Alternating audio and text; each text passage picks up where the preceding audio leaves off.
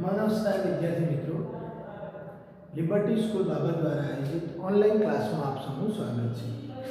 चलो तो आज આપણે ધોરણ 12 મનોવિજ્ઞાન પ્રકરણ નંબર 4 માં મનોવલણના સ્વરૂપો વિશે આપણે સમજતા.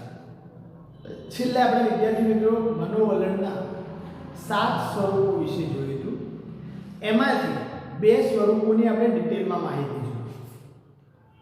એક મનોવલણ जन्मजात नहीं होतु, संपादित એટલે કે શીખેલું હોય છે.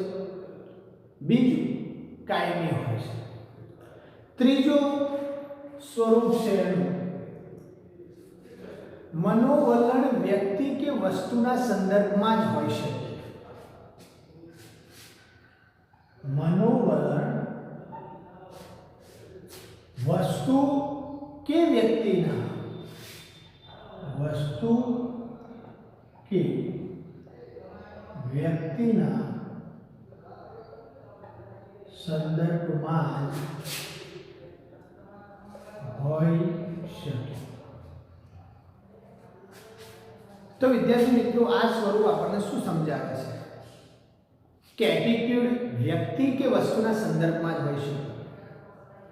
તો મનોવલણો વ્યક્તિગત આંતરિક બાબત છે. સમજો, મારું એટીટ્યુડ મારી આંતરિક બાબત છે જે વિશિષ્ટ પરિસ્થિતિમાં અભિવ્યક્ત થાય છે. મતલબ એવી પરિસ્થિતિ હોય તો અભિવ્યક્ત થાય, ના હોય તો ના પણ થાય. તો ઓલ્પોર્ટ મનોવૈજ્ઞાનિકના મત મુજબ કયો ઓલ્પોર્ટ ના મત મુજબ શું કહે છે?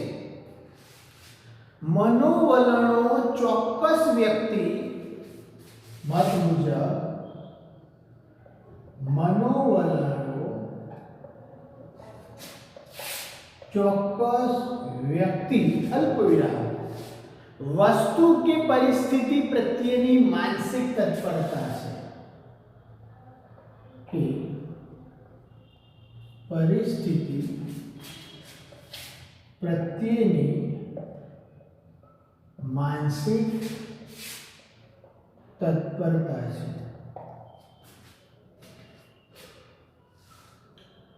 तो विद्यार्थी मित्रों અહીં આપણે સમજી શકીએ છીએ કે વ્યક્તિના મનોવલણો કોઈ પણ વ્યક્તિ કે વસ્તુની તરફેણ કે વિરોધમાં પ્રતિક્રિયા આપવા માટે પ્રેરે છે.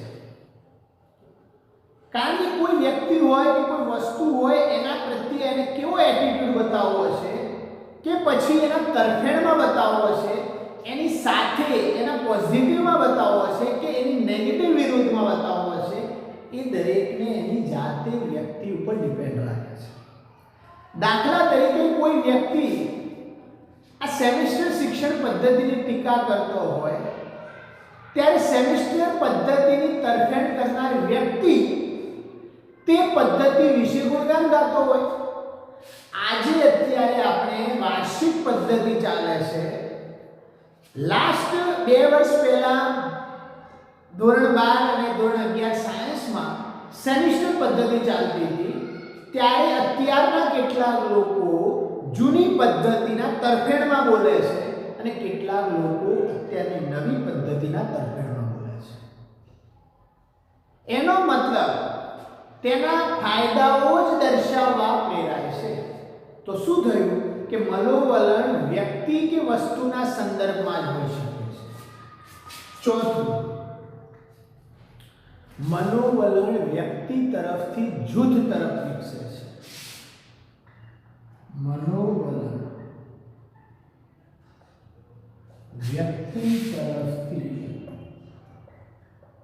જૂથ તરફ વિકસે છે. આ ચોથું સ્વરૂપ.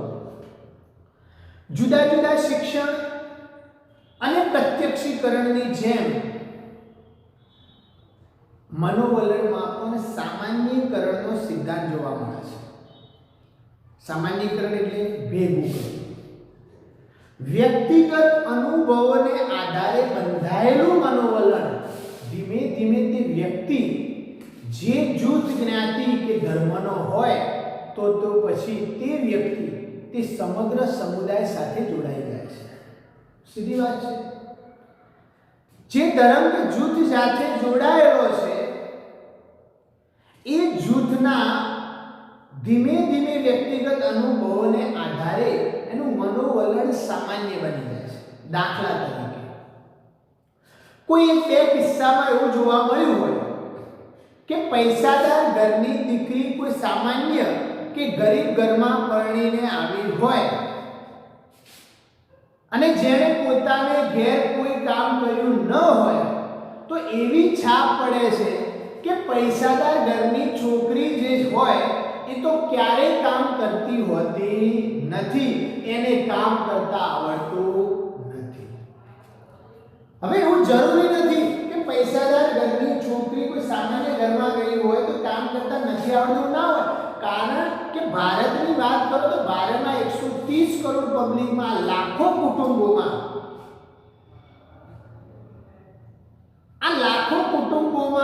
અલગ અલગ જગ્યાએ લોકો પોતાના પરણવાના એટલે કે પોતાના બંધનમાં જોડાય છે. ત્યારે 3 થી 4 કિસ્સા એવા બને. એક ગામડાની વાત કરીએ, ગામડામાં 2-4 પૈસાવાળા ઘર હોય, બરાબર, અને એમાંથી એક ઘરની કોઈ દીકરી એક સામાન્ય ઘરે પરણ્યા પછી એમ કે મને આ કામ કરતે નહીં ફાવતું, ના કરું, અને મને તો કામ આવડતું નથી, ના કરતી હોય, તો બાકીના જે ગામડાના ઘર છે એમના અંદર બાંધી દે છે, એટીટ્યુડ બનાવી દે છે કે ભાઈ પૈસાદાર ઘરની દીકરી હોય એને તો કામ કરતા આવડતું નથી અને એને લવાય પણ નહીં. તો આ અનુભવને આધારે તે ઘરના લોકો એવું કહે કે પૈસાદાર ઘરની છોકરીઓને ઘર ચલાવતા આવડે નહીં, ખાલી ફરતા અને મોજ કરતા આવડે. કોઈ ગ્રાહક, બીજું ઉદાહરણ, કોઈ ગ્રાહક એક બે વેપારીથી છેતરાયો હોય તો એવું વલણ અભિવ્યક્ત કરે છે કે બધા વેપારીઓ લૂંટારા છે, કે બધા વેપારીઓ લુચ્ચાઓ છે. ભાઈ આ એક ભાભર સિટીની વાત કરીએ તો ભાભરમાં હજારો વેપારીઓ છે. તમે 4 વેપારીઓને લૂંટ્યા પછી બાકીના 996 વેપારીઓને તમે એના ઉપર ઇલ્ઝામ મૂકી શકો નહીં, કારણ કે તમે એમનો અનુભવ કર્યો નથી. તો આ કોઈ એક વ્યક્તિના ઉપરનું એટીટ્યુડ તમે બધા માટે ભેગું કરી નાખો છો, બધાને સ્વીકારી લો છો.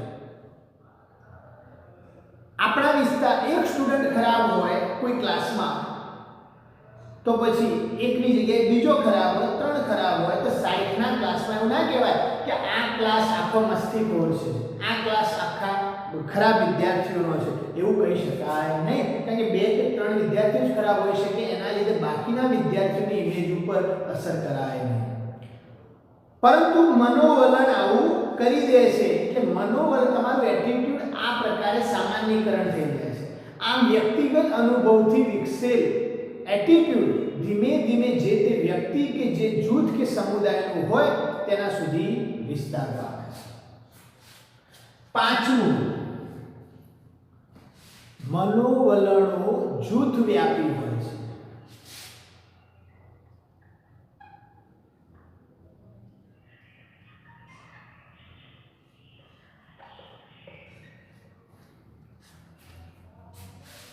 કે મોટાભાગના મનોવલણો જે તે જૂથના મોટાભાગના લોકોમાં સમાન રીતે જોવા મળે છે.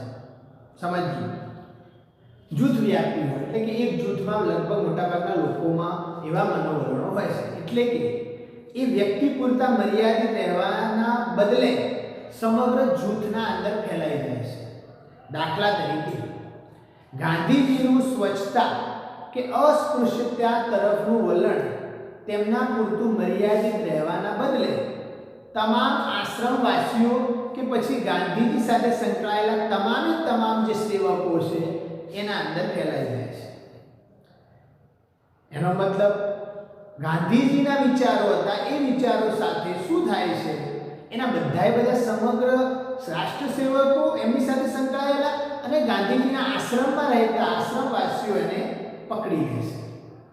એટલે કે સ્વદેશી આંદોલન કે હિન્દ છોડો ચળવળ ધીમે ધીમે આખા ભારતમાં ફેલાઈ જાય છે, એવો એટીટ્યુડ બની જાય છે. એટલે કે એક બે વ્યક્તિના વલણો ઝડપથી અને અસરકારક રીતે આખા જૂથમાં શું થાય છે, ફેલાઈ જાય છે. તો એક વ્યક્તિનું એટીટ્યુડ આખા જૂથમાં ફેલાઈ જાય છે. છઠ્ઠું, મનોવલણો હેતુપૂર્ણ અને લાગણીસભર હોય છે. વલણો હેતુપૂર્ણ અને લાગણીસભર.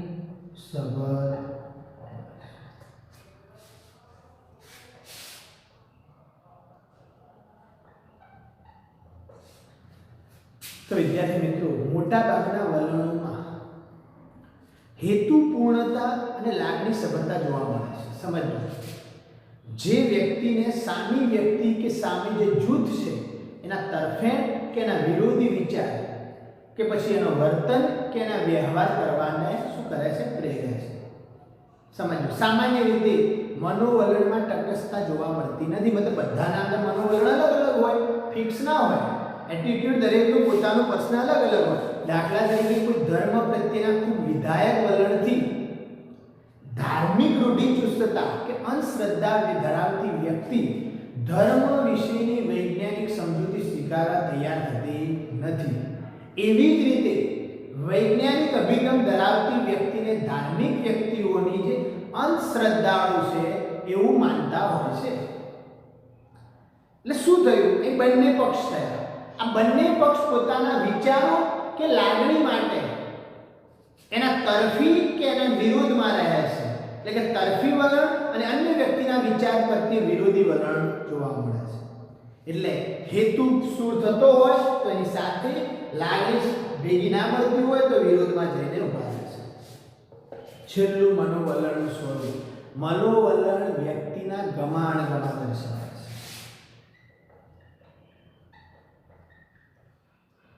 વ્યક્તિના ગમા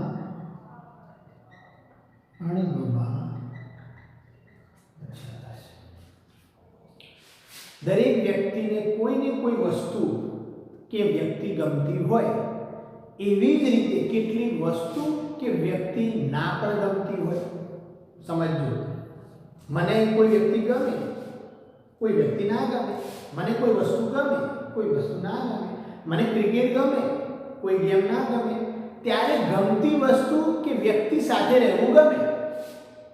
જેને ગમે છે એની સાથે રહેવું ગમે. જે વસ્તુ નથી ગમતું એને મેળવવું ગમતું નથી. અને જે વ્યક્તિ નથી ગમતો એની સાથે જવું ગમતું નથી. એટલે કે જે નથી ગમતા એમની સાથે દૂર રહેવાની ઈચ્છા થાય છે, દૂર રહેવાની વ્યક્તિ પ્રયત્ન કરે છે.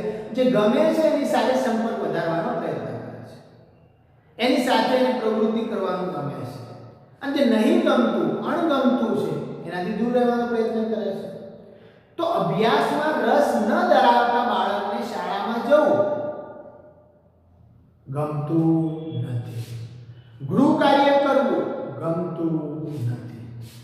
એટલે તેને શાળા, શિક્ષકો અને માતા પિતા પ્રત્યે અણગમાની લાગણી પેદા થાય છે. અને જેને ગમે છે એને માતા પિતા, શિક્ષક પ્રત્યે વધારે લાગણી ગમાની પેદા થાય છે. એટલે શું થાય છે? શિક્ષણનો રસ ના હોય તો એ અણગમું બની જાય છે, રસ હોય તો એ ગમામાં જોડાઈ જાય છે. તો વિદ્યાર્થી મિત્રો, મનોવલણ એ વ્યક્તિના ગમાણગમા દર્શાવે છે. પહેલું સ્વરૂપ, મનોવલણ જન્મજાત નથી, સંપાદિત છે. બીજું, મનોવલણ કાયમી છે. ત્રીજું, વસ્તુ કે વ્યક્તિના સંદર્ભમાં હોઈ શકે. ચોથું, વ્યક્તિ તરફથી જૂથ તરફ વિકસે. પાંચમું, મનોવલણ જૂથવ્યાપી હોય. છઠ્ઠું, હેતુપૂર્ણ લાગણીસભર હોય. અને સાતમું, વ્યક્તિના ગમાણગમા દર્શાવે છે. તો અહીં વિદ્યાર્થી મિત્રો, આપણે મનોવલણના સ્વરૂપો અને અર્થ પૂરો થાય છે. હવે મનોવલણના ઘડતરના ટોપિક વિશે આપણે નેક્સ્ટ લેક્ચરમાં સમજશું. પણ તમને કહી દઉં કે મનોવલણનું જે ઘડતર છે એ ઘડતરમાં એક મનોવલણ સંપાદનની રીતો આવે છે. શાસ્ત્રીય અભિસંધાન, કારક અભિસંધાન. આ જે અભિસંધાનો છે એનો મતલબ કે મનોવલણની સંપાદનની રીતો એ આખો ટોપિક રદ કરી દીધો છે. એટલે આપણે મનોવલણના ઘડતરના અંદર બીજો ટોપિક જોઈશું, પણ મનોવલણની સંપાદનની રીતો હવે ભણાવીશ નહીં. એ જ્યારે સિલેબસ પૂરો થઈ જાય પછી સમય બચશે ત્યારે આપણે એને સમજીશું. પણ અત્યારે હવે જે લેક્ચર આવશે એમાં મનોવલણના ગણતરનું ઇન્ટ્રોડક્શન જે 3 લીટીનું છે એના વિશે સમજીશું અને પછી મનોવલણ સંપાદનની રીતોને આપણે લેક્ચરમાં ભણીશું નહીં. અને એના પછીનો જે ટોપિક અંદર આવે છે રદ કરેલો નથી એવા ટોપિકને આપણે સમજીશું. Okay, thank you.